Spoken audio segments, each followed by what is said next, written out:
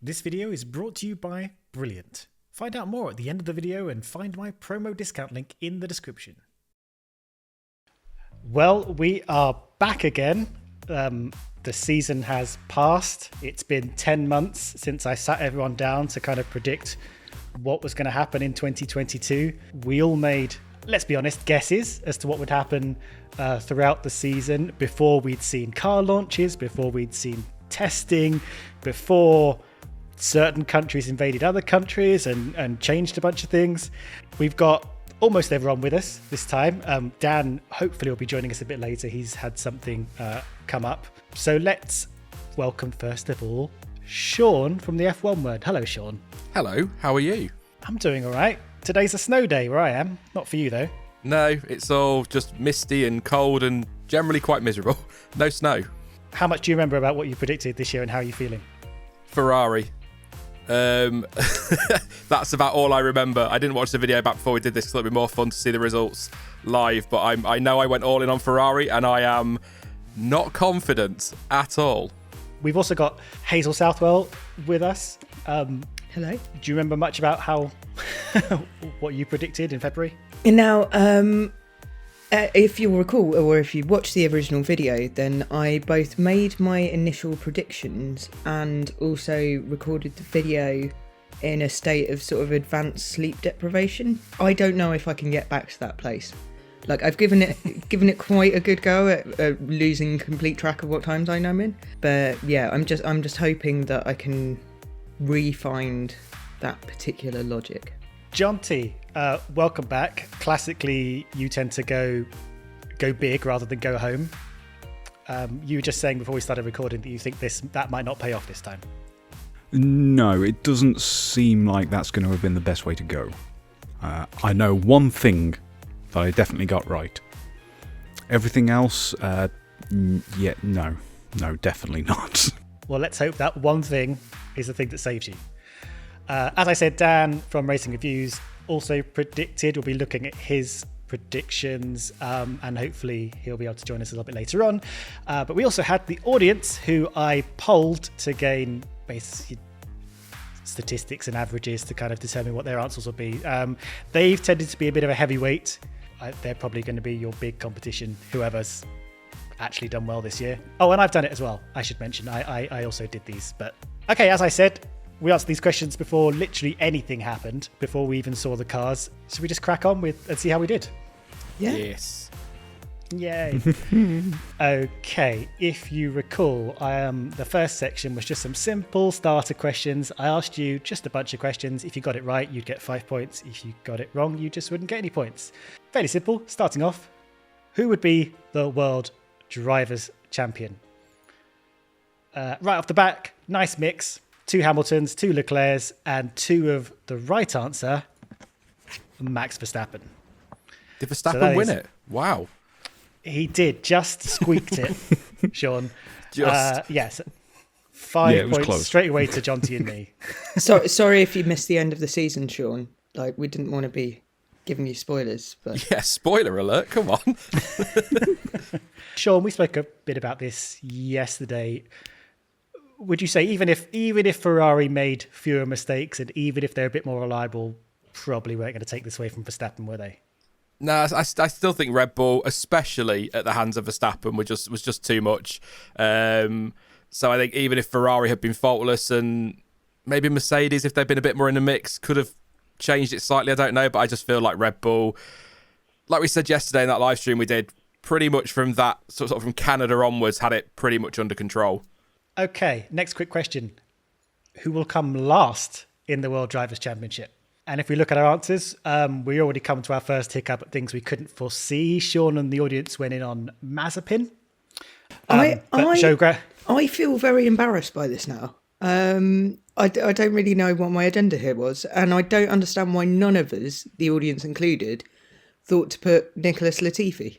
Like, what was going on here? I feel like we must have been watching a different form of F1. And also, I noticed a couple of times further on, there was a bit more Latifi love than I think ended up being merited. So I don't know if it was this season that was the full nail in the coffin for Latifi's F1 career, but maybe that little Williams resurgence last year gave us too much hope. that they were Yeah. going to continue to leap upwards. Now, the actual answer was Nico Hulkenberg. But seeing as you couldn't actually pick him, I thought I'd also mention the last place driver you could pick, which was Latifi, who also nobody picked. So either way, nobody got any points. And actually, Zhou finished above Albon. So I guess more fall off. Zhou actually got Rookie of the Year by default, but I think he did all right. What don't you think? Yeah, I think he did really well.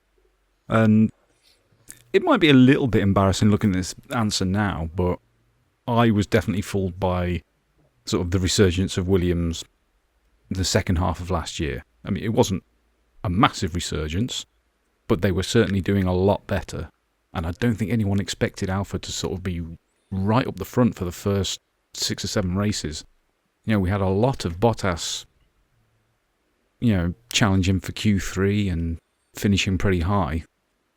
So, you know, Zhou in the similar situation, being the rookie, expect him mid-table. I just didn't. And he was robbed of a lot of points because Higgs' car would not stop blowing up. Like, I don't recognise the person who wrote this answer by me because I'm now like a complete Hugo New fan. So I don't know how I managed to come to this conclusion. I think we all thought the Alpha was going to be a lot worse than it was. Yeah, I agree. And particularly, as you say, that first half of the season really elevated them in the same way that it kind of did for Haas as well. Okay, next up. Constructors Champion. Again, nice little three-way split between most likely contenders, Mercedes, Ferrari and Red Bull. Don't know if you remember, but Red Bull did end up winning that one. So that's another 5 points to Hazel and Jonty. Hazel, I know we have to look back a long way to remember how we felt, and you've already said you don't even recognise yourself from February, but as someone who picked Red Bull, did you foresee them being this dominant?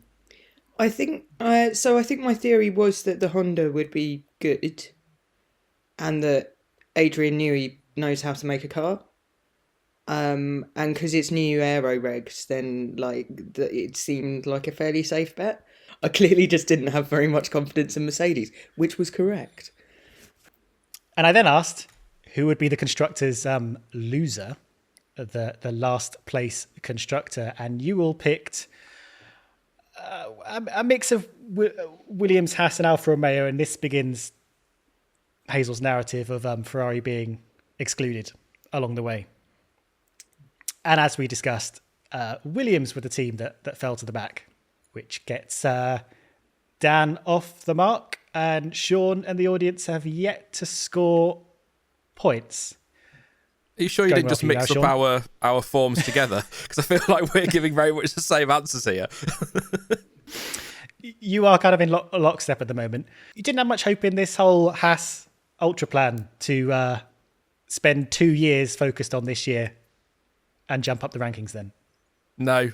I at the time, they still had Mazepin, so I just assumed, you know, he'd struggle to score. Mick might get a few, but he might struggle. And he did, I suppose, particularly at the start of the season. But also, Haas, and I know we've discussed this loads of times, probably in these videos as well, Stuart, Haas is just a weird team. I cannot get my head around them. Like, they wrote off 2 years to focus on this year, and then they wrote off the rest of this year at the summer break to focus on next year. It's like, at what point are you going to do a full season, guys? Come on. So, no, I didn't have a lot of hope. I'd love them to do really well. They're one of those teams I'd like to see do well, but I just can't see it. I don't know where they are or what their plan is or what their ambition is, if they've got any at all. Alfa Romeo did a lot better than we expected. Alpha Tauri did a lot worse than we expected. Williams did fall to the back, but obviously, looking at what we were thinking, we didn't think they would go all the way back. We thought they were on a resurgence. Aston Martin fell to the back and then jumped back up again. It was just a little bit odd back there, but quite exciting in terms of competition.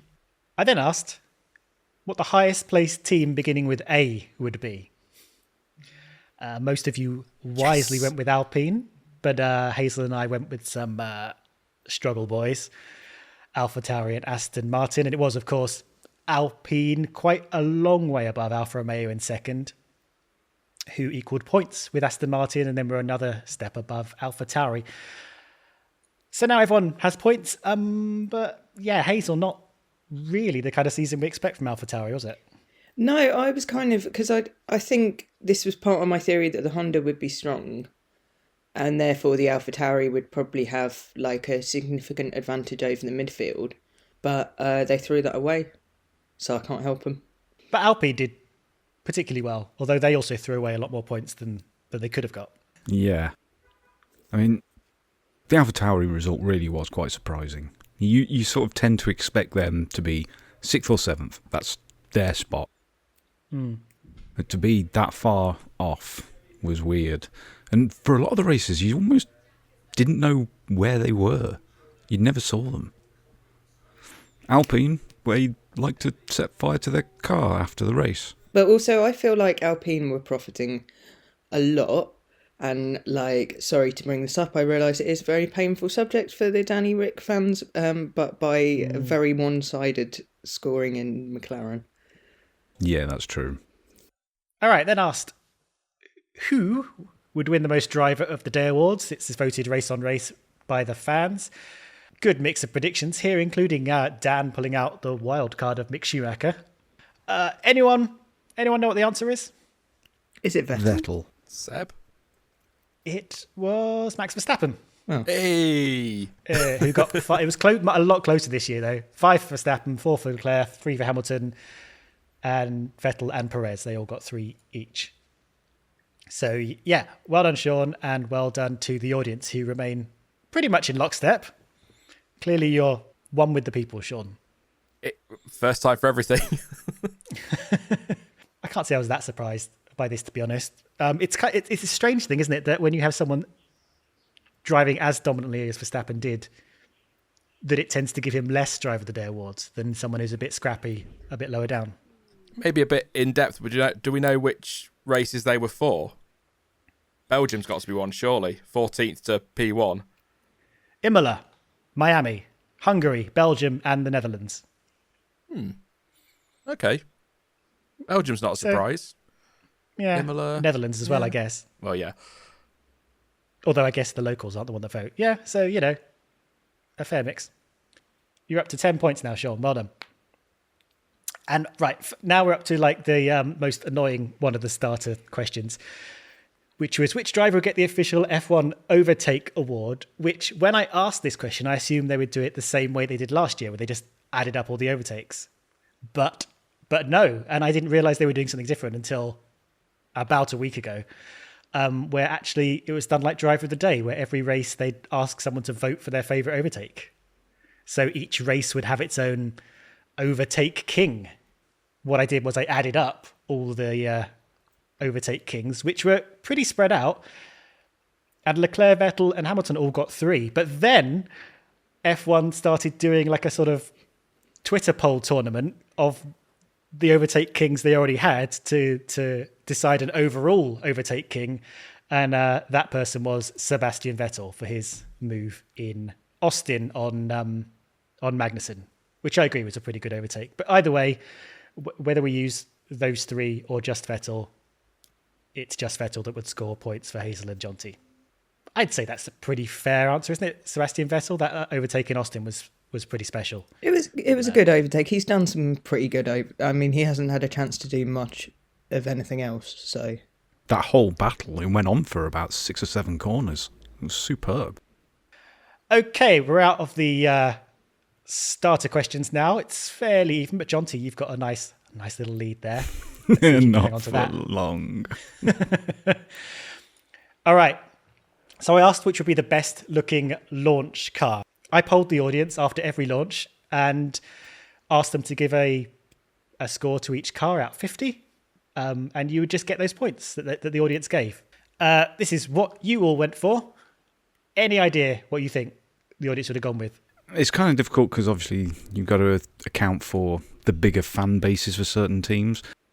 Mm-hmm. But even though it was my answer, I hope they haven't said McLaren because, my God, that thing is hideous. By far the ugliest car of the year, both in the body and the livery. It got worse as the year went on, and I think each special livery I hated even more. By the end of the year, it looked like a student's MacBook with stickers on the top. Okay, well, I can tell you the actual answer was Ferrari, That's fair. which kind of surprising because it's gorgeous. pretty simple, but they keep it. The Aston Martin came second, which I thought also pretty nice looking car. McLaren a strong third. It was a lot simpler back then, and still had most of its orange stuck on it before they started taking that off. Sean, I like Alpine actually scored pretty low, and do you think? Because I thought the car was fine, but do you think that was more of versus expectations kind of a score? Yeah, it's more the car last year with the blue and the way they've done sort of the flag at the back. It looked really nice, and I think it was underrated a little bit last year with how good that car looks. And I'd hoped that with the right people on board, they'd come in and they'd do something nicer with that BWT rather than just slap pink on the side pod and on the rear wing. But they kind of didn't, did they? And that was disappointing. So I'm 100% behind your voters here. I think that Ferrari is absolutely gorgeous. Just the way it looks, the colour. It's a red Ferrari. You can't go wrong with a red Ferrari. And I wonder as well how much that vote would change if it was the Haas that we saw in Bahrain after they removed the sponsorship, whether people's opinions would change, because that looks quite smart as well. Time to get into the slightly chaotic question here. The top N after N question, which in all honesty I think got a bit too convoluted, but here we are, we're going through it. So I essentially asked you to tell me who would be first in the championship after race 1, who would be second after race 2, who all the way down to who would be 8th in the championship after race 8. You get 5 points of bang on, 3 points of 1 out, 1 point for 2 out. That's right, I can talk. After race 1, Bahrain, you thought the championship would be led by either Hamilton, Leclerc, or Russell. And it was Leclerc, of course, with Sainz second and Hamilton quite a lucky third, to be honest. So 5 points to Sean and Hazel, 1 point to me, Jonty, and the audience. Kind of astonished no one picked Red Bull. I know they kind of exceeded expectations, but so after Saudi Arabia, here's who we thought would be second in the championship. Again, we got a bunch of Russells and Hamiltons, but now we've replaced our Leclercs with Verstappens. And in reality, Sainz was second for the 5 points, but no one picked Sainz. Verstappen got Sean and the audience 3 points, once again in lockstep, and Russell gave a point to Dan. Verstappen ended up being a weird one in these first races just because of his unreliability. Those are the updated points as we move on to race 3 after Australia. Number 3 in the title. Dan and Sean thought Verstappen, Hazel thought Norris, and the rest of us thought it would be Russell. And now Sainz has dropped to third and no one's picked him again. Russell actually ended up a little bit higher in second in that very strange part of the championship where Mercedes were kind of succeeding by attrition alone. No one picked Perez, who came fourth, and Sainz and Hamilton could also have netted you 1 point, but no one picked those either. Verstappen, entirely out of the top 5 at this point. Jonty, you're now leading on 60 points with Sean at the back, but the spread isn't too big, so you can be caught. Yeah, not much in it. All right. That's what they said about Let's Red Bull, wasn't it? Well. All right, let's have a quick look at Imola. Here's who you thought would be in fourth. We got a couple of Sainzes, a couple of Norrises, a Russell and a Perez. And it was actually Russell now dropping down to fourth, so I get the full 5 points. Sainz and Perez are worth 3 each, and Norris gives 1 point to the audience and Hazel. I think we're going to see exactly how this season surprised us in the next few rounds by the absolute state of the midfield. Because after Miami, we're now looking for the 5th driver in the standings. Norris looking pretty popular. Sean went for an Alonso. I apparently thought Leclerc would be having a bad year at this point and having the exact opposite narrative to Hazel.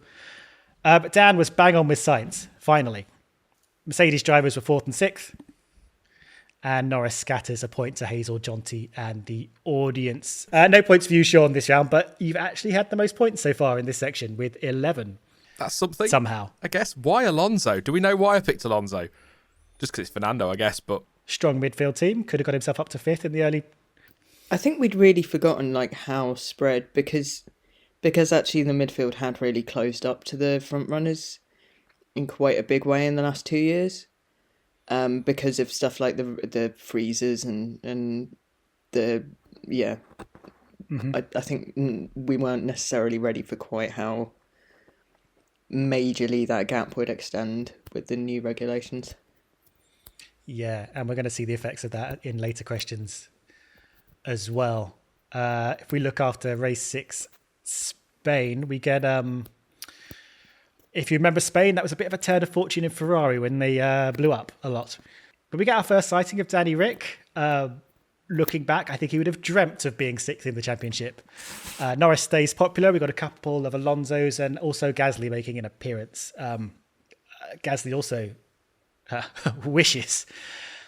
Hamilton would have got you 5 points here. No one picked him. Sainz and Norris were 3 points each. Russell and Bottas could have got you a point. Bottas being, again, one of the big surprises early season. If I'd asked you at this point in the season after Spain, do you still think Ricciardo would be behind Bottas at the end of the year? You'd have said yes. No, I don't. I can't understand what happened this season for Ricciardo. It's something I've really struggled with all year, how he's so far off Norris. So although Bottas got that brilliant start, I expected Alpha to fall away, which they did, but I didn't think, and I was quite surprised come the end of the season when I looked at the table that he was still top 10. So I certainly would have thought Ricciardo would have been up there and past Bottas at least, but what was he, quite a few points off in the end? Was he 37 for Ricciardo, points-wise? So 49 for Bottas, yeah. Let's have a quick look at Monaco, penultimate one on this list. Delayed start. Ferrari once again fumbling a win. And for 7th in the standings, we had a couple more Ricciardos, a couple of Norrises. Finally, a look at Bottas. And again, I come in, I'm like, Sainz. I don't know what my narrative was with Ferrari this year. I was clearly out of step with the rest of you guys. But it was Norris in 7th, so well done to Dan and Sean. Bottas gets Hazel the 3 points, and Sainz adds a single point to me. It's all still pretty close as we look at Azerbaijan. And who would like 8th?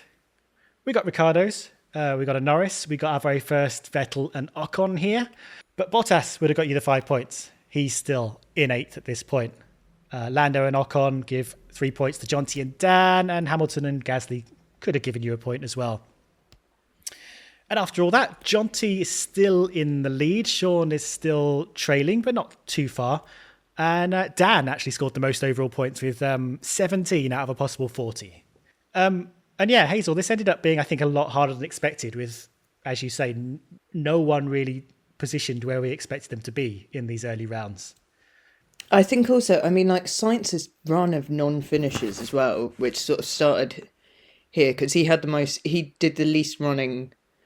So he ran the least race distance of any driver this season. Mm-hmm. And like, I don't think I would have predicted that at all. I think, I wouldn't have seen that coming in terms of him having those middle positions.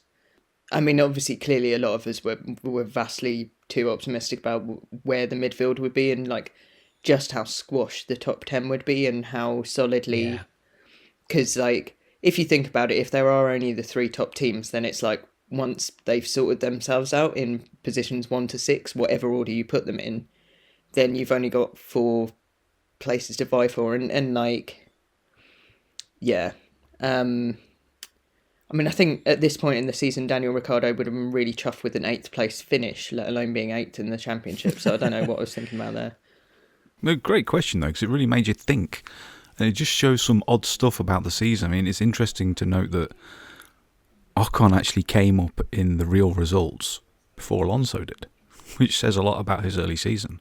Yeah, and I think that helped him a lot as well, because he did finish ahead of Alonso, but I think a lot of that was gained early on. In the same way, I don't think Bottas would have been beaten by Zhou, but he made up a lot of his share of the points early on and capitalised. Okay, now we go on to what was one of my favourite questions, the one bold prediction question, where I just asked you to make up a prediction whole cloth, and then you'd get points on how likely the audience thought it was going to be. You'd get fewer points if they thought it was more of a sure thing, and you'd get up to 50 points if they thought it was incredibly unlikely. Sorry, does anyone remember what theirs was? No. Yes, it's haunted me every day since. Because I've completely forgotten about this. I have no idea. Well, time to see. Let's look at Dan's first, who thought there would be a different world champion if we excluded the sprints from the points. He could have got 36 points, but this one didn't come true. Verstappen won by such a margin that the sprint difference meant nothing. Sean, I'm sure you can tell us what this is going to be. Could it be I predicted Ferrari would win 14 or more races? You sure did. It would have got you 41. If only you'd said Red Bull. Well, I meant Red Bull. It's not my fault you didn't understand what I was saying. Was a lot of points you could have got. Yeah, you didn't get those points either. Hazel, you said, again, Latifi will outscore Alex Albon. What? A lot of Latifi love. Could have been 32 points. Oh, I just but thought no. Alex was going to have really ghastly luck and just be in some kind of Sam Bird-esque hell.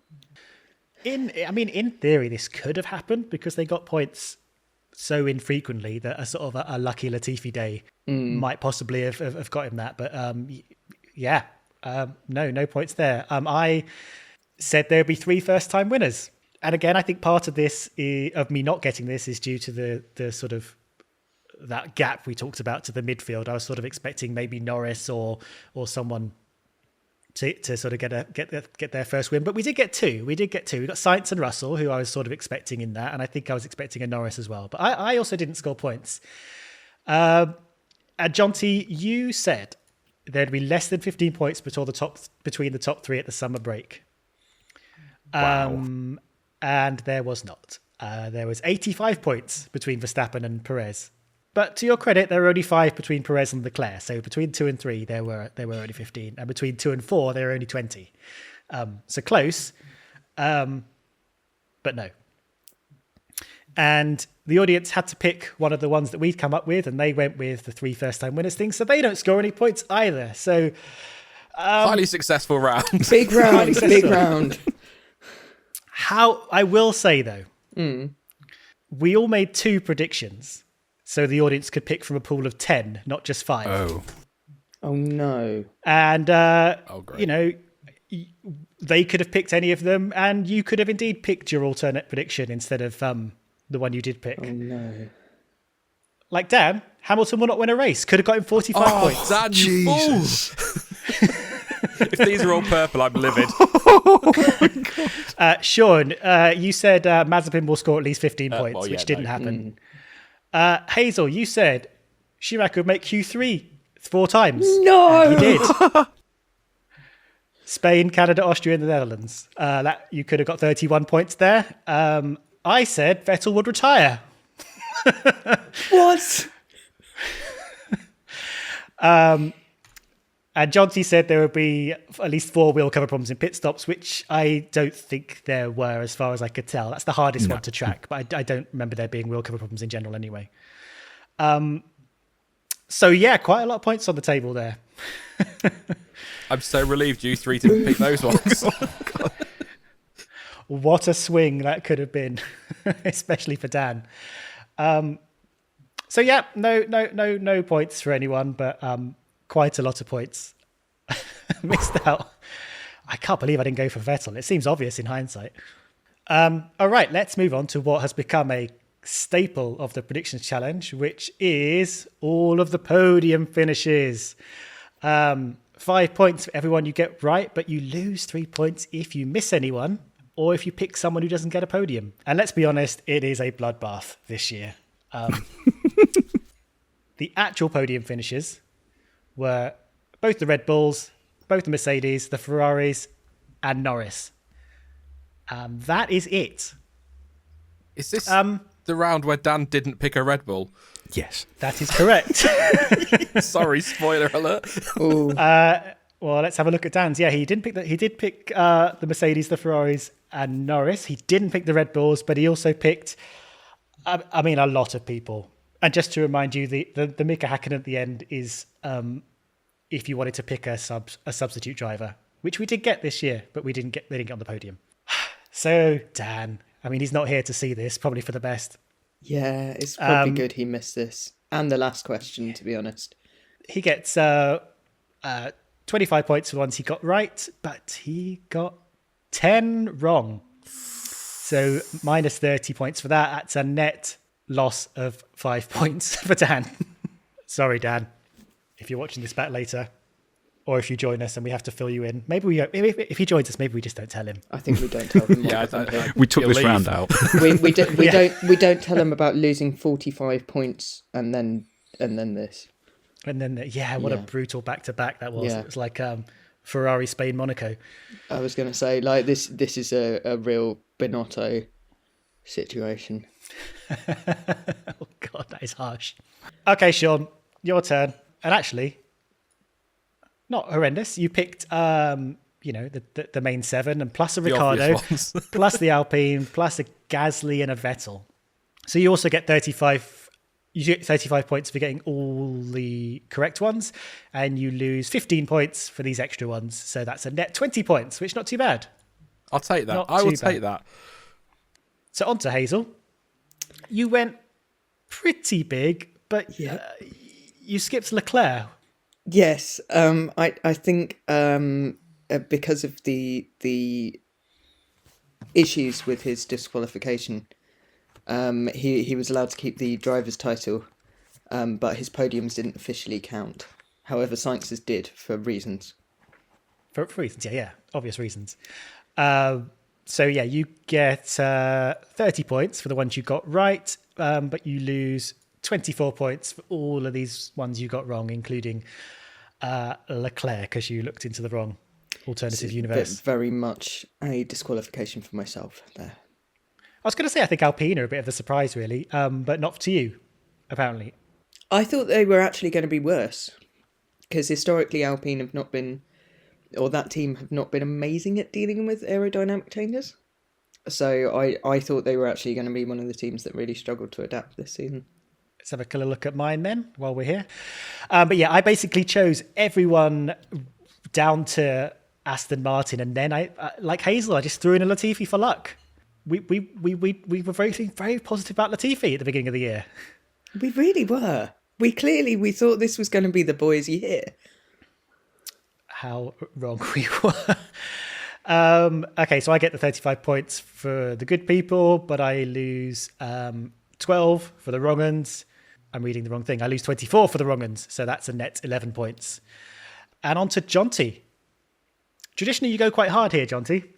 Yeah. But actually, I mean, relatively controlled. Oh, wow. More so than me. You've had one more than me. It's the Latifi for luck. How very strange. But you get the 35 good points. You lose 21 bad points, so that's a net gain of 14. The audience, just to remind you how I did that, I gave them an extra question, which was to choose how many drivers they thought would get podiums. So I'd cut them off at that point when they listed all the drivers in order. And they benefited from choosing just 11 podium finishes. So they get the 35 points for the correct 7, and they only lose 12 points. So they actually scored the most, 23 points, up to 81, bringing them in line with Jonty, who has finally been caught. We had 2 years of, over 10 different podium sitters? Oh, yeah, we were well into the teens, I think. Yeah, because we and then almost all of the midfield. Yeah, so I just hoped that would carry on. New regs might keep things mixed up, but alas, no. But I'm still most shocked by you having one more choice than me, and I thought it would hurt my points more. I think I was inspired by you, to be honest. I think I was like, let's go big this time. Let's go for everyone. I think I was feeling pretty positive. Yeah, that's the thing. If it comes true, everyone wins. If it doesn't, only I lose. I'm just enjoying the fact this is more exciting than the actual championship fight. I don't know. It's beginning to draw out a bit now. I think there's a clear midfield emerging. Okie dokie, let's move on to the teammate wars section, in which I asked you a series of questions that pit teammates against each other. Starting with Ferrari, in which I asked what the points difference between Sainz and Leclerc would be. You guys, you would get 20 points if you got it bang on, and then 15 for 1 away, 14 for 2 away, and so on. This is what we predicted. reasonably close fights. But actually, Leclerc beat Sainz by 62 points in the end. And I think a lot of that's down to Sainz exploding a lot. So none of us were actually close enough to score. But Sean, seeing as you were the closest, I'm going to ask pushing you... it. Do you think that 62-point gap speaks truthfully to the year Sainz had in performance-wise to Leclerc? It's difficult to say. I mean, when you look at the stats, he had double the retirements that Leclerc had. So he was also wiped out by Russell at turn 1 at Cota, Ricciardo at Imola as well. So I think he could have been closer. I think Sainz had a better season than the championship table says he did, if that makes sense. I think Leclerc was the clear winner here. Leclerc. Old Leclerc. Well, I guess that's...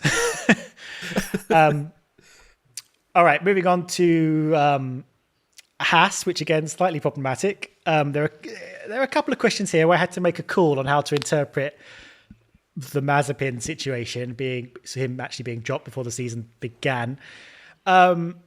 In this question, I'm bringing in what I said at the beginning, which are some things you're just going to have to see coming and stay one step ahead of them. And I'm just letting this one roll because Schumacher scored points before Mazepin. That I think that's pretty indisputable. 5 points go to Dan, Jonty, and the audience. At the start of the year, Haas did have a... Start that again. At the start of the year, Haas did have a strong midfield car. They got points immediately with Magnussen, but if they'd still had Mazepin, do you think he could have finished that first race one place ahead of Mick, who did come 11th, so close to the points? Maybe. I mean, there was a lot of it, like, obviously the start of this F1 season was like at least 10 years ago now. So it's hard to kind of remember the first few races, but like there was a lot of attrition. There were cars falling apart left, right and centre. The Red Bulls in particular looked like they couldn't actually last a race distance. The McLaren had that front axle that was just spontaneously setting itself on fire and hadn't even been able to do any running and testing. Mazepin, obviously an awful driver by F1 standards, might have chanced something just in the like general kind of like that scene where Troy walks in with the pizzas sort of situation. Because everyone else's car was going on fire and stuff. So in another world where his particular brand of chaos was also still on track, maybe.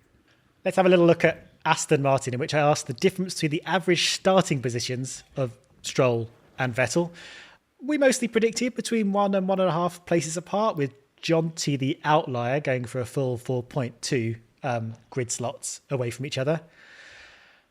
So Jonty, now that you've seen the season, could you have a guess at whereabouts the actual truth is? I've got a funny suspicion it might be even higher. It's actually pretty low, only 1.4 apart. And I think that's mainly because the car was so crap. So actually they were stuck in Q1 or the sort of back end of Q2 quite a lot. So there wasn't actually a lot of places for them to be apart. Yeah, so they was lower than any of us predicted. 10 to Sean, 15 to Dan. No, 10 to Dan, 15 to Sean. I can recognise your logos. 5 to Hazel and me and the audience. But yeah, Jonty, I think the poor performance of that Aston, I think, hamstrung you a little bit there because Vettel wasn't able to just get far enough away from Stroll, to be honest. Yeah, although qualifying isn't the fairest metric to use because apparently that means Kovalainen's the 8th fastest driver in F1 history. Which he I don't think is. anyone would dispute that. One sec, I got a Dan message. He's coming soon. He's just calling the head, which I assume is the headmaster of his school and not that bust from Art Attack. Oh, memories. I love that. And I feel 106.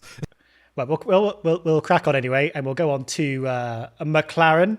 I think we'll be able to see this one coming a mile off. But most points finishes, Norris versus Ricciardo. Even split at the start of the season. What? I can't have seen that coming though, surely, with Ricciardo. I think I thought that Norris was going to have really horrible reliability for some reason. I mean, I think And that he would be scoring. Oh yeah, I remember this. I was thinking he was going to score like a podium or not at all, basically. And I think, if you go back to the beginning of the season off the back of last season, I think we probably would have suspected that the pair of them would be in the points fairly frequently anyway. I think we expected maybe Norris to outscore Ricciardo, but Ricciardo to be picking up, at least sort of 7th, 8th fairly regularly. So I'll tell you the answer. It was Norris. He scored 18 to Ricciardo's 8. So Sean, me and the audience get some points there. I know, Sean, do you see him Hulkenberging his way back to the grid one day? The problem is, if you're a team boss right now, are you picking Ricciardo over some of the other options? He's not. Formula One's very much about the here and now, isn't it? It's a results business. That's your cliches, but I wouldn't sign him as of right now. I think he's in a good spot at Red Bull because, and again, we discussed this yesterday, Stuart, but he's in a good spot at Red Bull because they've got those, let's say, 3 seats. So there's pressure on Perez and De Vries and Tsunoda, and if they're not delivering, then they've got a driver they could pop in there and he could benefit from that. But it's not as clear-cut as I think some people think it will be with Ricciardo coming back. I personally feel like Ricciardo is in a very difficult position in that unless he can really prove himself incredibly good value to Red Bull, I can't. He's going to have to pull out something to really show that you could, because you can't. I mean, unless he randomly gets a go in the Red Bull and is really good in it, I just can't see how he's going to make a difference to the reputational knock that he's taken at McLaren. And like, that's really tough because it clearly is a difficult to adapt to car, and it's not just him. It was the team couldn't find ways to help him, and they clearly just could not find a way to work together, and they couldn't find a way to use Norris's data because they had such a gulf between them. It was too hard to reconcile the two drivers as well. Whereas I think if they had been a little bit closer, maybe it would have been easier to get Ricciardo to adapt. He's not a bad driver, but it's just that question of if there's a risk that he won't adapt to your car and he's never been in your car before. I'd say let's crack on to Williams then from here. So I wanted to ask you who would get into Q3 most frequently, Albon or Latifi? Hazel, this time you've dodged Latifi, you've gone for Albon, but Jonty and Sean think Latifi would successfully get into the last part of qualifying. I take it we misunderstood the question. We were really on a big one for Nicky. Like, we were rooting for him. I think there was a little bit of negativity about Albon as well, about whether he'd, be able to get back into the groove and this year, which he clearly did. More fool us. I mean, we didn't know he was going to dye his hair red, for example, so, you can't blame us for not seeing that coming. Actually, they both made it into Q3 just the once. So as per the rules, we have to look at Q2 now, where, Albon just completely demolished Latifi. He got into Q2 8 times. Latifi just... Jonty, Latifi's... I have no idea why I picked him. I'm sure there must have been some logic. I can go back and watch and find out. He's a lovely guy, but he's really not F1 material. Aside from the odd crash, where usually when he's scrapping with someone or close to someone, he can sort of bimble around and not get into too much trouble, so maybe he should go to WEC. Just stick him in a car, there you go, drive for 3 hours and don't hit anything. And let's have a quick look now at AlphaTauri, who were... Alfa Romeo, who were a big surprise, especially in the early season, I think we could say. And I wanted to know the difference in the final championship positions between Bottas and Zhou. So we all thought they'd be fairly close. Dan, 2 points. The audience and I went for the most, that they'd be 5 places apart in the final championship tables. But I don't think we saw it being as large as 8 positions different, with Bottas ending up in the top 10 in a car that some of us thought would be last in the standings based on earlier questions. Me and the audience get a couple of points, we weren't that close. Sean, next year, do you foresee the difference between them being quite this big? I think it'll be smaller than 8 places, but I think that's because Alpha will go backwards a little bit. They benefited, allegedly, reportedly, with having a car that was on the minimum weight limit, more or less, at the start of the season. Then as everyone came down and developed, they got out-developed, and they just sort of... I mean, you could literally see their season is almost a season of 2 halves. So I think next year it would be a big ask for Bottas to be top 10 again. So if Zhou improves and Bottas comes down a little bit, then that should be less. Fingers crossed. I think Zhou needs it. I think Zhou needs to have a car that can allow him to get the points that he should be able to get. All right, I'm going to ask you some... Well, I'm not going to ask you, but we're going to go to the section where I did ask you questions about the sprint races this year, starting with slightly more convoluted than it needs to be, but I asked you who would be the sprint champion if we gave out normal Grand Prix points for the sprints, not including fastest laps. So if you picked the sprint champion, you get 25 points. If you picked the sprint second overall, you get 18 points, and so on. Healthy mix of predictions here. George Russell, Carlos Sainz, Perez, Hamilton. Only one. In reality, Verstappen got the most points with 2 wins and a 4th. Sainz coming second, but by quite a margin. Russell 4th, Perez 5th, Hamilton 6th. So yeah, the audience gets the most points again. Jonty, do you think having double the sprints next year will benefit Sainz, who seems to have been pretty good the last couple of years at the sprints?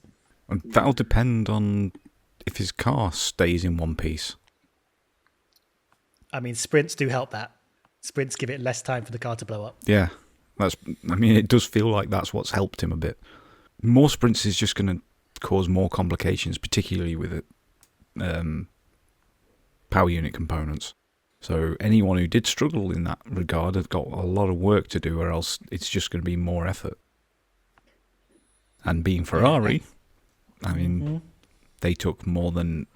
Ferrari-powered cars took more components than anyone else, I think. But we all know that Ferrari are good at learning lessons. So next year they're going to be better than ever. Although I laugh, but to be fair to them, every mistake they've made this year was relatively new in some ways. I also asked how many sprints would have the same winner as the Grand Prix at the same venue. And a little reminder, at the time, we didn't know how many sprints there would be, but there was talk that there might be as many as 6. So I did allow you to pick up to 6, which some people did not benefit very well from. But them's the breaks, as some famous idiot once said. The answer was 2. Verstappen in Imola and Russell in Sao Paulo. And in Austria, Verstappen won the sprint, but Leclerc won the Grand Prix. Yeah, Hazel gets 3 points, and the audience get 3 points. No, I'll just edit that in. Smooth. I think you should leave that whole segment in. They're not even going to see this. Okay. There, see, look, 131. Okay, and I also I gave you 6 races to predict which would have sprints. We only ended up having 3 sprint races, so technically you should have had ample chances to get this right.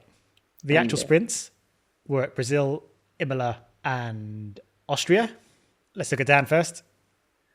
Okay, so he did get Brazil and Imola, but he also predicted Italy, Austin, Australia, and Britain, which weren't absurd guesses, I don't think. So 10 points to Dan. Sean predicted... Ooh. Yeah. I mean, you went for Canada, Netherlands, and Bahrain, but you also got all 3 of the correct answers for a maximum 15. Hazel. Oh dear. You got Brazil, but you sort of went a bit off piece with the other ones, with a Miami, a Monaco, a Saudi Arabia. You kind of went, you were happy on the street circuits. But yeah, just 5 points for Brazil on that one, I'm afraid. I went for Miami as well. Miami ended up being actually pretty popular, if you remember, because I think everyone thought they were going to turn it into some kind of mega event and have as much racing as possible there, which turned out not to be. But I also went Canada, America, Netherlands, clearly going hard on the Americas. So I got 10 points for getting these 2 right. John T, you got Imola, but again, went a bit sort of wayward on the others. Predicting Russia didn't help you very much, I've got to say. So 5 points to you. And the audience, had a nice selection. They also got Brazil and Austria, which turned out to be quite popular guesses. So they get another 10 points as well. We can't ask this question for next year, though, because they've already announced where we're going for an actual 6 races: Baku, Austria, Belgium, Qatar, Austin, and Interlagos. I mean, we can have which sprints will inevitably get rearranged and cancelled or something. How many cars will finish the Baku sprint? And will it be That more one than finish the concerns F2 one? Something about F2 at Baku. I'm a bit concerned about the Baku sprint, to be honest, because I think they're going to drive too conservatively because they're going to be thinking about the race ahead. They've already said that's kind of how they approach sprints anyway. So I don't think it's going to be as exciting as F1 thinks it will be. Jonty? No, I was going to say, Jonty, you're still in the lead, but you're not in the lead. I'm looking at the wrong note. The audience is in the lead now. Jonty, you've fallen back quite a bit since your heydays. And Sean's made up some ground now. I feel like Sam Ryder riding high as one of the pundits, and then someone's going to come in and snatch it away right at the end. I look like him on a bad day. All right, let's move on to what should have been quite a simple one. I mean, it was quite a simple one, but it ended up being a bit disappointing. Get Yuki's points. All you have to do is pick 5 races, and you would have got all of Sonoda's points for those races. And I think we expected AlphaTauri to be a little bit better, so I think we expected a bit more points just throughout the season, but it wasn't to be. Dan went with France, Abu Dhabi, USA, Miami, and Britain, and he just gets 1 point for Austin. So well done, Dan. He'll be pleased with that when he joins us. Sean, Bahrain, France, Baku, Belgium, Brazil. Seems like good hunting spots for Yuki, but yeah, just 4 for Bahrain, I'm afraid. Hazel, similar for you, Fronish. You picked a slightly different selection, but you do also just get the Bahrain points. Again, for me, I will say, I mean, he definitely would have got on the podium in Russia if we'd have gone to Sochi. For sure. I think sure. Yeah, I think we could agree with that. So we were kind of a little bit had the rug pulled out from under us there. But yeah, 4 points for me as well. There's a bit of a pattern developing here. Now, Jonty, you've gone in a completely different direction. Oh. Austin, Austria, Italy, Monaco, and Imola. Yeah, you get 6 points for Imola and 1 point for Monaco, giving you, I'm going to say it, the highest score of the round. A whole Can't 7. imagine. A whole 7, yeah. Yeah, this is really the round where you wanted to get highest scoring on, wasn't it? Just where you can outscore people by 3 points. Are we sure Yuki scored at Monaco? Oh, we saw. I've got Bahrain, Imola, Spain, and Kota. Hang on, let me bring up my spreadsheet. Sorry, Jonty. That was really evil. Bringing up my spreadsheet. 1 second. 6. Oh, hang on. Oh no. Yeah. Okay. That's fine. Your 1 point should have gone on the USA, not Monaco. I just put it in the wrong place. Oh, right. Okay. So, yeah, that Jonty, makes you sense. got 1 point in the USA and 1 point for Imola for 7 points, the highest score of the round. We're just saving you from your comments later, Stuart. No, that's fair. Well spotted. But yeah, well done, Jonty. Yeah, any of the audience, slightly different distribution, but again, they also get just the 4 points for Bahrain. So not a big spread of points here. Could have been very different if AlphaTauri had got themselves together a little bit more, I think. All right, let's move on to the unreliable section of this. All these questions are about bad luck and mishap, and I start by asking which driver would complete the fewest racing laps overall. Hazel has mentioned him already, but these are your predictions. And as I think we could see, we have some slight issues here because we've got Nikita Mazepin's again. That's one of the issues we had. The other issue is that we also had some substitute drivers during the season, but you weren't actually able to pick those when I asked you at the beginning. So what I did, my troubled brain, I consulted the audience, had a little chat, did a little poll in my channel. We agreed that the fairest thing to do was not include the subs because you couldn't pick them, and not include Mazepin because he wasn't in the spirit of the question, because he wasn't unreliable, he just wasn't there. So the actual order was Sainz was completed the least amount of laps over the season. Wow. Yeah, Hazel mentioned it earlier. Zhou Guanyu, Second on that list, again, fairly unreliable season. Alonso, a particularly unreliable kind of season. Alex Albon is the highest scoring of us. That nets Sean and Hazel 15 points. Vettel gives me the 10 points. And Nikita Mazepin does not count for this round. Look, you can blame the entire nation of Russia for this. and the stewards. One. Hazel Albon, pretty good pick considering he missed the race, which you obviously saw coming, but it is still pretty damning that he managed to do more laps than Sainz. Yeah, I mean, Sainz did so few laps because, I mean, when you think about it, Zhou had absolutely shocking reliability, like abominable. The number of times, there's quite a few races where he's like technically classified because he got far enough into the race.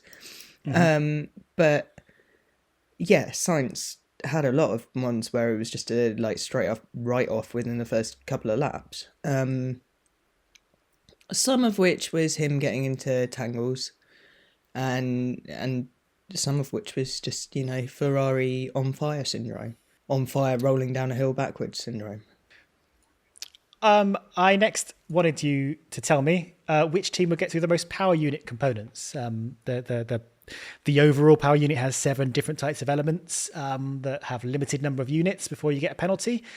Dan thought Aston Martin would cycle through the most. Sean and Hazel thought Alpine. I thought AlphaTauri. I think I remember saying there'd be a bit of a Red Bull testing ground. John T in the audience thought it would be Mercedes. I think the last question gives away where this is going. But Ferrari went through 75 out of their 48 allowed components across both cars. Is that not like some tribute to like 75 years of Ferrari or something? Like, oh yeah, I'm sure that's what they were. Like, they were setting fire to an MG UK for every year of Ferrari's Grand Prix competition. Well, the special livery for Monza was inspired by Sainz's car on fire. I mean, the yellow bit was exactly the same place. All right, well, Dan gets his 2 points for Aston Martin, who Aston Martin, along with Williams and Ricciardo, didn't have a single power unit breach. They stayed within their limits. Maybe because they weren't pushing their cars hard enough. Who's to say? Sean and Hazel, you get 18 points for Alpine, who went through more batteries than anyone else this time. Normally, they're big on their exhaust, but this year they decided to go throw a bunch of batteries in the bin. I get 15 for AlphaTauri, who actually didn't have that good a year. And John T in the audience get just 6 for Mercedes, who have been pretty reliable in terms of power units the last few years. Well, they had a really shonky one last year, actually, because they had real reliability issues. Yeah, they still were able to do the results in the races, but they had to take quite a few penalties. Oh yeah, towards the end they did. They sort of, mostly on the combustion engine, wasn't it? Yeah. Everything else was kind of fine. Yeah, but then this year it turns out from all 4 teams combined, they took an extra 2 elements. Yeah, it's pretty impressive. 5 out of 20 cars managed to get through the season without going over. Do you think, John T,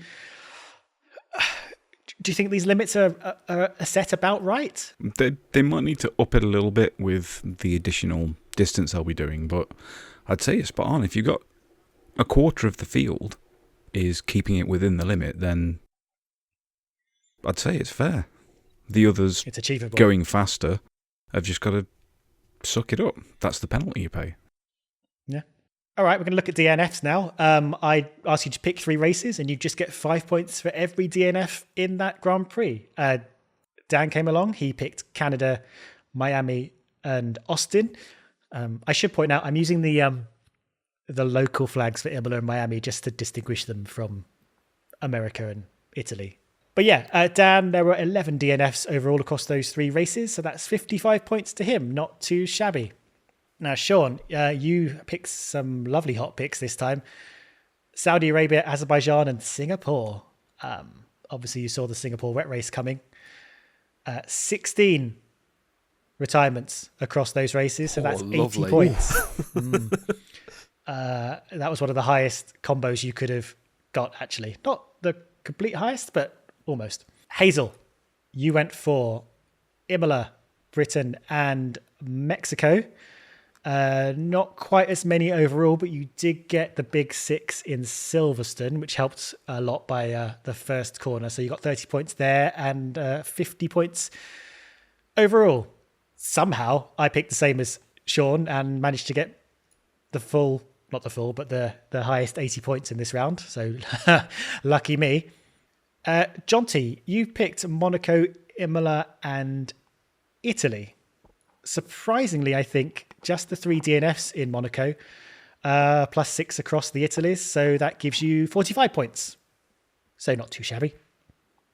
It's not 80 points, but it's not too shabby.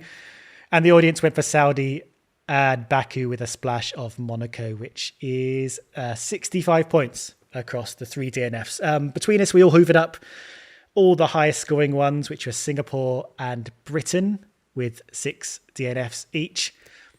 Saudi, Miami and Baku all got 5 points, and we all managed to get those at some point. Does anyone know what the lowest number of DNFs was this year?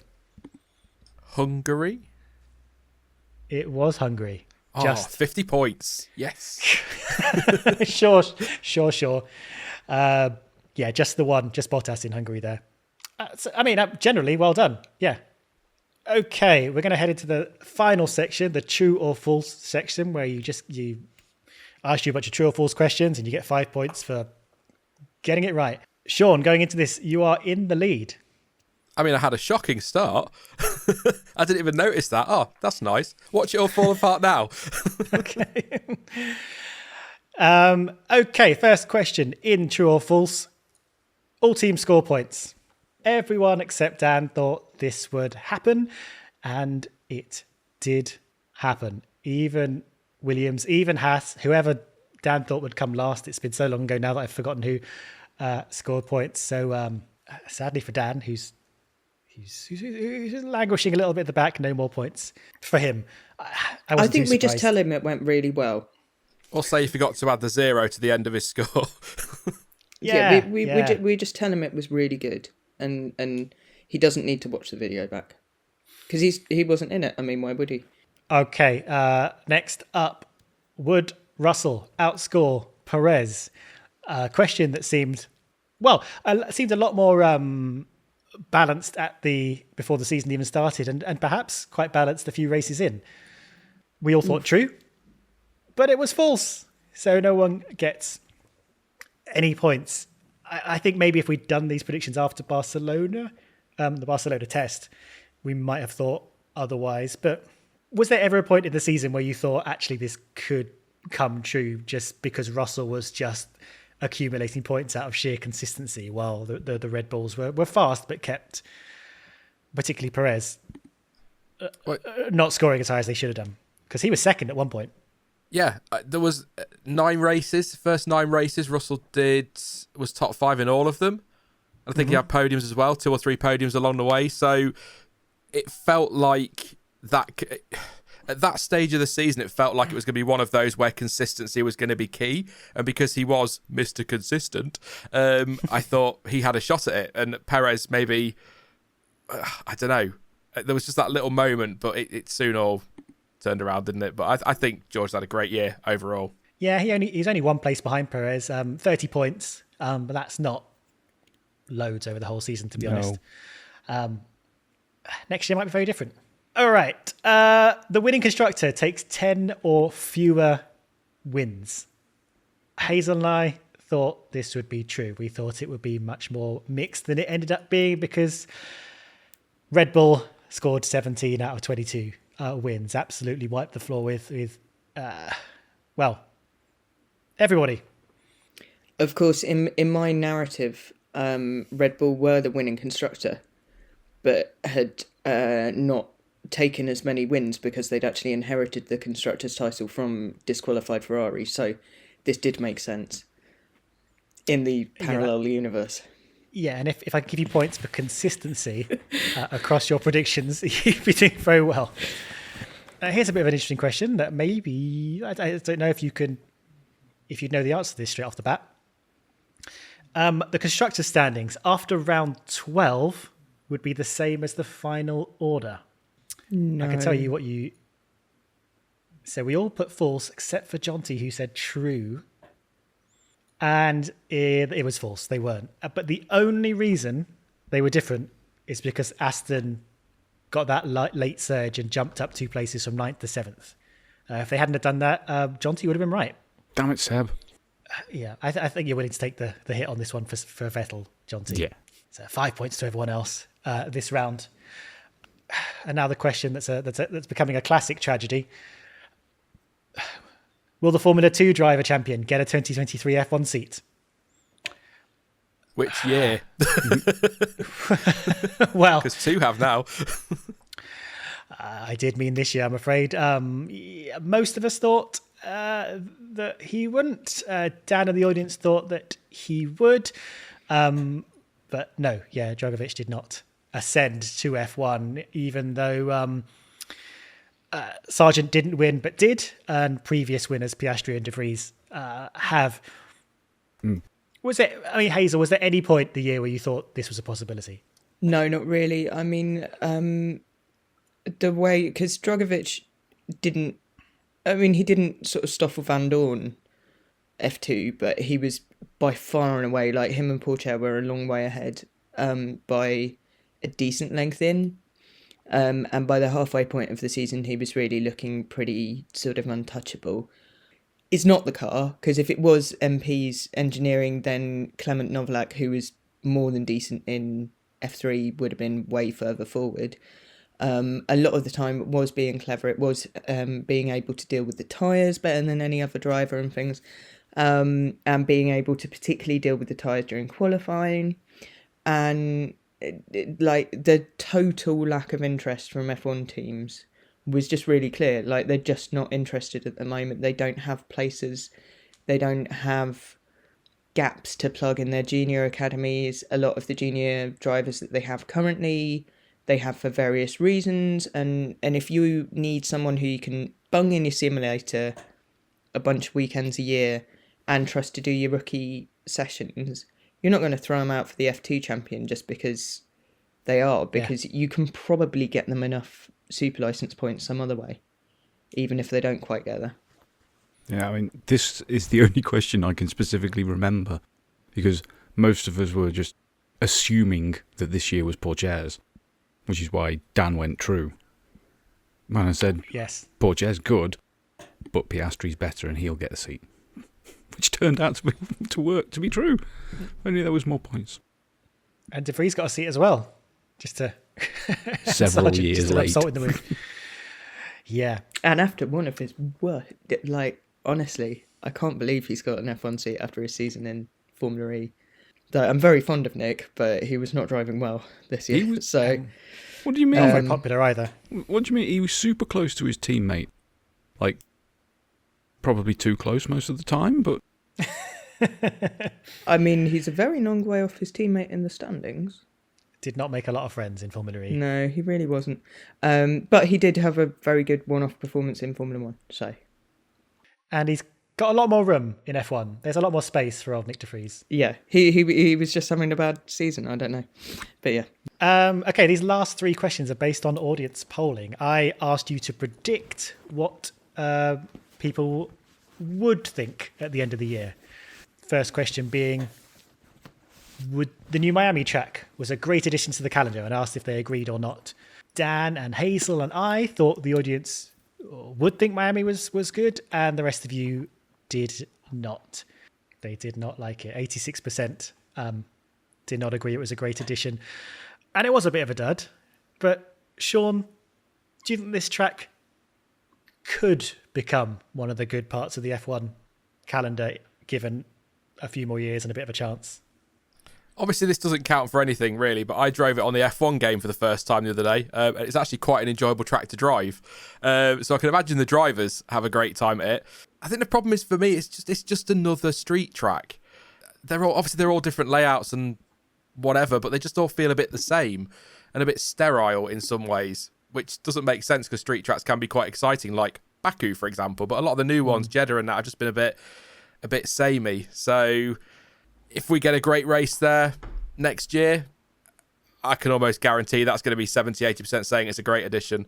We're quite fickle as fans, aren't we, at times? I think Oh yeah. one of the things is it was hyped so much, so it was actually like really unpleasant to watch from home, because everyone where there was like hyping it so much up on the broadcast that everyone was having like the best time in history, and you're like, well, I'm just being told this again and again and again through a screen whilst I'm watching what seems to be quite a mediocre track through a car park surrounded by a lot of Geo Brugger barriers, and I'm like, hang on a minute, is this what we've been told is like the worst thing in the world in Formula E for the past 8 years, and you're now telling me this is like the best thing since sliced bread? As long as you can swim on wood. Yeah. I forgot about that. Yeah. Looking back, it's kind of warmed on me as a kind of incredibly kitsch, tacky thing. And I also think they made a serious error on the tarmac they put down. They did some other weird local compound that was just not grippy at all. So that's something they can fix. There's hope for the future. And on a similar note, they updated Melbourne. So I basically asked the same question, but they asked if the changes to Melbourne made it better. We all thought it was true, except Hazel, who didn't think it would be particularly inspiring once we actually got there. Actually, in reality, a solid 83% were impressed enough to say it was better than it used to be. And actually, I think it probably was better, but I think I was expecting more dramatic an effect, if I'm honest. It may well have been better, but the problem is we've got no baseline because they made big changes to the track and we had the brand new regs all at the same time. So there's nothing to compare it to. I think we said this in the video at the start of the year. They should have either done it a year earlier or a year later. Who knows how that actually can remember. It wasn't that exciting a race, if I remember rightly. All I can remember is Alex Albon having the same set of tyres on for about like 300 kilometres. Yeah, That's true. I forgot about that. And also Alonso's qualifying, where he probably would have been front row, but binned it. Right.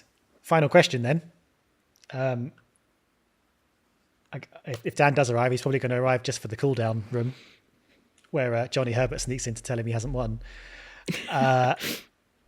Did the audience think these new 2022 rules improved the racing?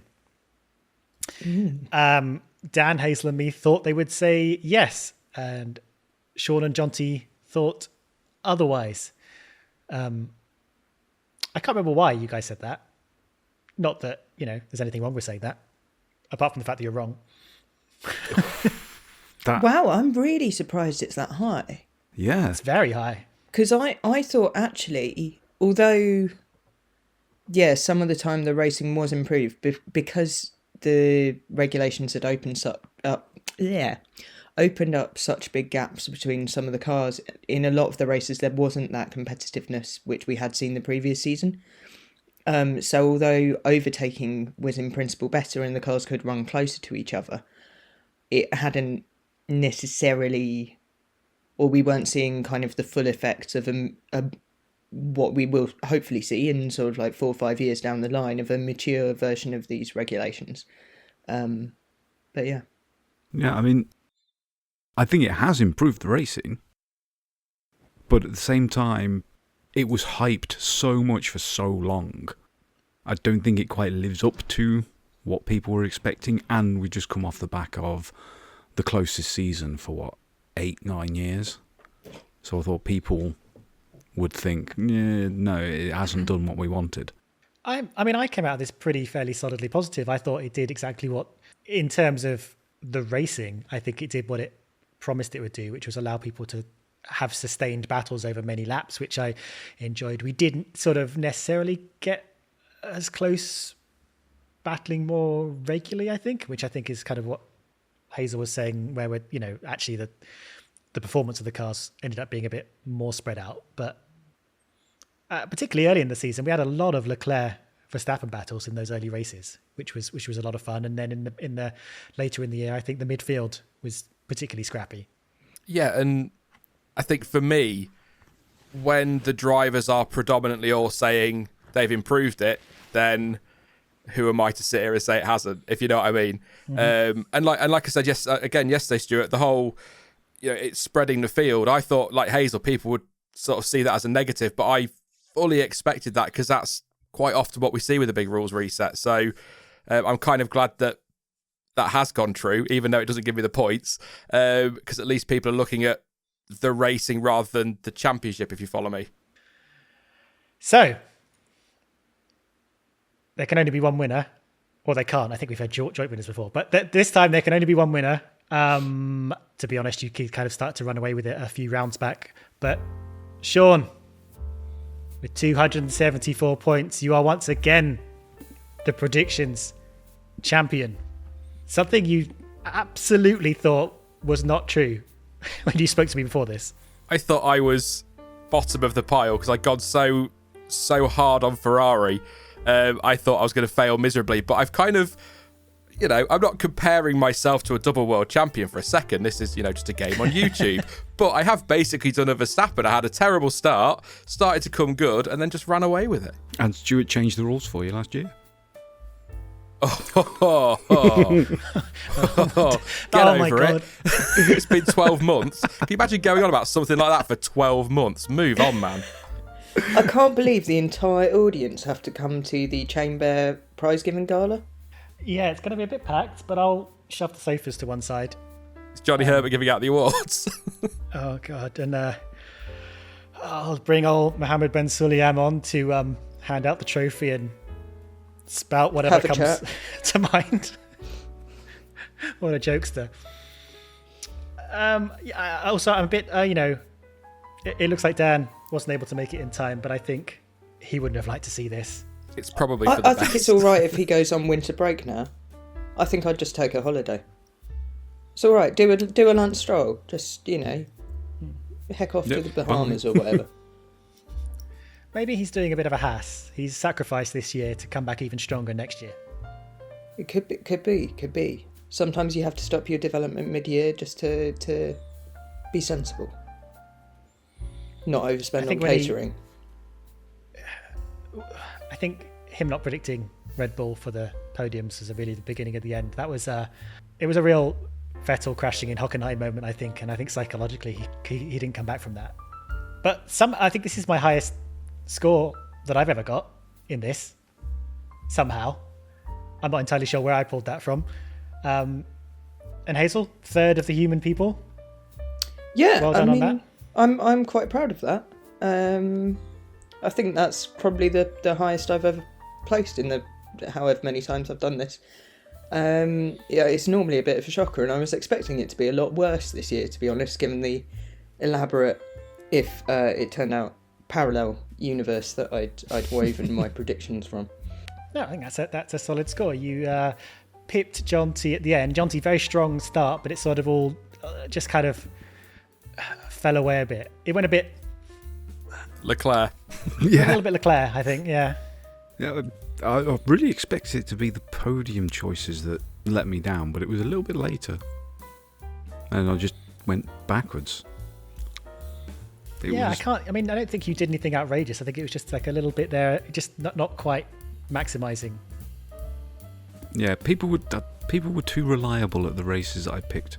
Well, because that's what gave Sean 80 points. That was the big one. Yeah. Yeah, that was a good pick. It wasn't just that round. I think, Sean, you just had a really solid effort despite sort of a slow start. As you said, Verstappen. You Verstappen it. Which has surprised me as much as it has anybody else. I mean, imagine what would happen if you'd have said Red Bull would win at least 14 races, and if you'd have picked the bold prediction. Sean didn't get his alternate. Oh no, he didn't. Okay, that's right. Yeah. Or if Dan had picked his. Yeah, that would have shot him right up. Oh yeah. Oh Dan, what have you done? I mean, that's probably the boldest prediction and the most unlikely to come true that did. It's just bizarre. Yeah. Well, thank you very much for once again coming to do these and then coming back to see how well you did. There'll be booze and canapes available after this in the next room, so I'll look forward to it. Booze is in alcohol, or are you just going to sit there booing me? A little bit of both. 90% of it will actually be cheers, so... That's all right. I will drink to the people who understand that reference. Yeah, thanks a lot, guys. This is always a lot of fun. I think next year might be even harder. 3 rookies next year and a Hulkenberg. There's a lot in there. We've got a Hulkenberg. We got an Alonso in an Aston Martin. We got a Gasly in an Alpine. There's a lot of question marks. We got a Las Vegas. So yes, hopefully I'll see you in a couple of months for looking ahead at 2023.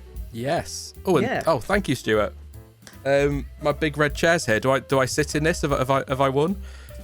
And well done, audience, because you're up there again. Okay. Bye. Bye. Bye. No singing this time.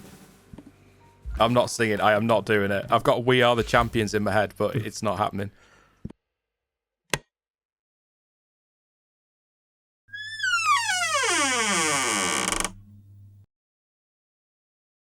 Hello.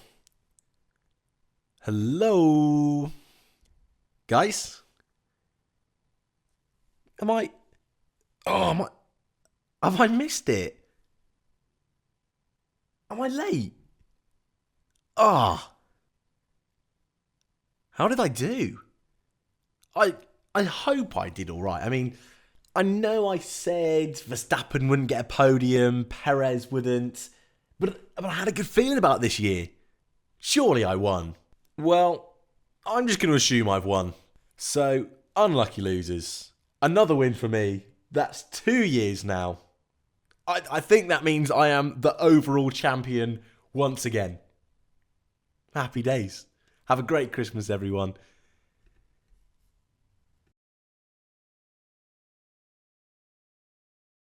Now, if you've watched this channel for a while now, you'll know how I feel about this video sponsor, Brilliant. And if you're new, allow me to heap some praise for just a minute. Brilliant is a superb online learning platform that helps develop your skills in understanding subjects across STEM topics. Now, I'm really passionate about people being able to learn all this in a way that they can actually get their teeth into. Now, some people think they're just not mathematically or scientifically minded, and that's just silly. STEM is for everyone. It's just that too many people have been taught it in a way that's convinced them they just can't do it. Well, you can. And Brilliant works by keeping you engaged with interactive examples, clearly illustrated explanations, and carefully constructed development. For example, to find the general formula for the area of a triangle, we can see that a right-angled triangle always takes up half the area of the rectangle with the same base and height. And we can then ask, well, is a triangle's area always half the base times the height? We can have a little fiddle in the grid with an interactive widget to try and convince ourselves. And just to make sure we're absolutely convinced, this little animation shows that even a really skew-if triangle follows the same pattern. And voila, we have a formula. And we did it with visual, interactive building. And Brilliant can help you at any level, from the basics right through to high-level concepts, so you can develop your understanding at your own pace. Now, to get started in empowering your own knowledge with Brilliant for free, visit brilliant.org/chainbear, which you can click right in my description. And the first 200 of you to click that link will be able to get 20% off Brilliant's annual premium subscription too. So thank you, Brilliant, and have a lovely new year.